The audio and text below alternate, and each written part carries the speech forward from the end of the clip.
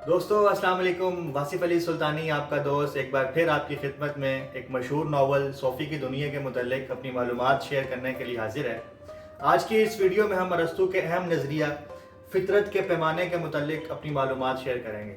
जब अरस्तू ज़िंदगी की काट छाँट करता है तो सबसे पहले वो हमें इस तरफ तवज्जो दिलाता है कि फ़ितरत की हर चीज़ को मुख्तलिफ हिस्सों में तकसीम किया गया है। मसलन एक तरफ पानी, पत्थर और मिट्टी के ढेले हैं जो कि बेजान हैं, जिनमें तब्दीली का कोई इम्कान नहीं है। जब इसी तरह दूसरी जानिब जानदार अशिया हैं जिनमें तब्दीली मुमकिन है। जानदार अशिया को फिर दो मुख्तलिफ हिस्सों में तकसीम किया जाता है, एक हिस्सा नबातात पर और दूसरा हिस्सा मखलूक़ात पर। फिर आखिर में मज़ीद मखलूक़ात को दो हिस्सों में तकसीम किया जाता है, एक हैवानों पर और दूसरा इंसानों पर।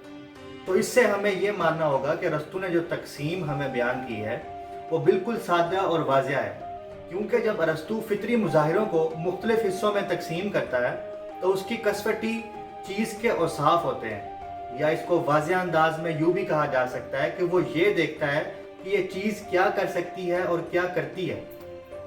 जैसे कि तमाम जानदार अशिया जिसमें पौधे, जानवर और इंसान अपने अंदर ग़ज़ा को जज़ब करने, नशोनुमा पाने और नस्ल को बढ़ाने की सलाहियत रखते हैं। मज़ीद तमाम जानदार मखलूक़ात यानी जानवर और इंसान अपने गिरदो पेश का दुनिया का इदराक रखने की सलाहियत रखते हैं और एक जगह से दूसरी जगह हरकत करने की सलाहियत रखते हैं। इसके अलावा मज़ीद इंसानों में अगर देखा जाए तो इंसान इन सब के साथ साथ अपनी सोचने की सलाहियत भी रखते हैं, या यूँ कहा जा सकता है कि वो जिन चीज़ों का इदराक करते हैं वो उन्हें मुख्तलिफ हिस्सों में भी तकसीम कर सकते हैं। चुनाचे दुनियाए फितरत में हकीकतन कोई वाज़िया हदबंदियाँ नहीं हैं। मसलन हम सीधी सादी नबातात को पेचीदा पौधों में और सीधे सादे जानवरों को पेचीदा जानवरों में तब्दील होते देखते हैं, और इसी पैमाने की चोटी पर इंसान मुतमक्किन है, क्योंकि जो अरस्तू के मुताबिक फितरत की मुकम्मल ज़िंदगी बसर कर सकता है।